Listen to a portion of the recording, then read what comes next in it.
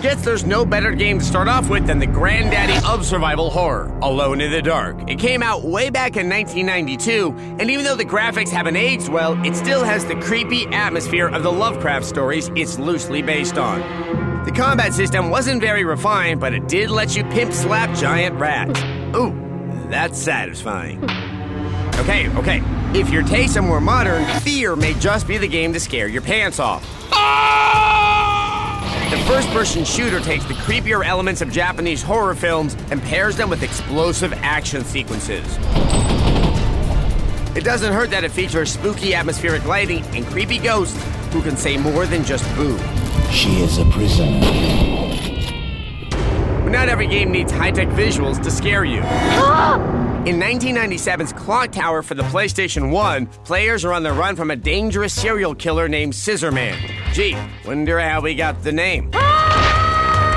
Ooh, right in the baby pouch. When Scissorman is hot on your heels, you'll have to choose quickly between hiding, running away, or fighting.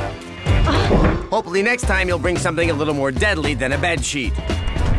Clock Tower is a bit of a hidden gem. A lot of players missed it thanks to the limited release, but it's worth a second look now that you can get it for a cutthroat price. Are you okay? It may not sound like it, but what you're hearing is the sweet sound of success.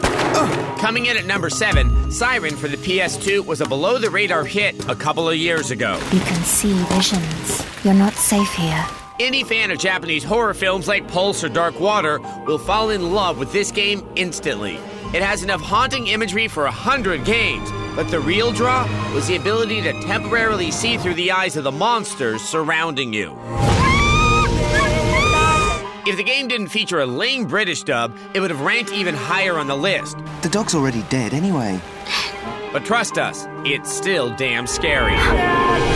Clive Barker's Undying is looking good in 6th place. Based on the story by the prolific horror writer, the game lets you play as Patrick Galloway, a paranormal investigator and occult expert who comes to the aid of a friend in need. Strange events began happening around the manor. From the first few scares, Undying feels like a classic ghost story.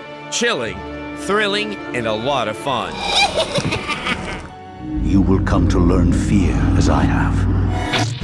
At number 5, Eternal Darkness Sanity's Requiem is slowly unraveling our psyches. And yes, we mean that in a good way. Players take charge of Alexandra, a young woman who has to solve the mystery of her grandfather's untimely death and her cursed family tree. There's been an accident. As you venture forth, your sanity meter drops, and when that runs out, you begin to hallucinate. Fear not, for I will keep the darkness away. Sometimes your hallucinations are pretty straightforward, but at other times, the game makers simulate video and audio glitches to throw you off kilter. It's a nifty fourth wall breaking gimmick that keeps you on your toes throughout the whole bloody affair. This isn't really happening! What's left to say about Resident Evil 4? Well, how about saying that it's the 4th scariest game of all time? Sounds like you thought this one out pretty well. Thanks to jolting surprises and monolithic monsters, this shooter will have you jumping out of your seat every other minute. Even though this game had more thrills than chills, it still managed to work in plenty of unexpected surprises along the way. What happened? There was someone over here. Flying into number 3 is Fatal Frame 2 Crimson Butterfly. This scarefest is part survival horror, part Pokemon Snap. Okay, I know that doesn't sound very frightening, but let me explain. In order to vanquish the ghostly apparitions that frequently pop up, you have to take pictures of them. What may surprise you is the genuinely scary atmosphere that this very Japanese horror game creates. Taking a big number 2 on the competition is System Shock 2. This ghoulish game is an overlooked gem from way back in 1999. At the beginning of this first-person shooter, you're awoken from a deep space sleep to discover that something's gone seriously awry with your travel plans. You're on board the Starship Von Braun and something's gone very, very wrong. You can say that again. As if that weren't enough, monsters are constantly popping out of nowhere to try and kill you. The graphics may not have aged that well, but the top-notch sound design is still in full effect. So sick. The number one scariest game of all time is Silent Hill 2.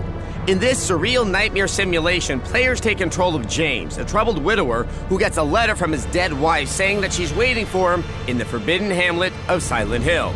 When he gets there, he finds a mysterious look-alike. Do I look like your girlfriend? Some creepy children. Did I scare you? And enough freaky monsters to fill 1,000 bad dreams. The grainy film quality, eerie visuals, and dreamlike narrative make this one of the most unforgettable experiences you can have with a video game. And it doesn't hurt that your arch nemesis in the game, Pyramid Head, is one of the most disturbing monsters ever conceived. I mean, just what the hell is he doing here? With all this going for it, it's easy to see why Silent Hill 2 is the pinnacle of survival horror and the scariest game of all time.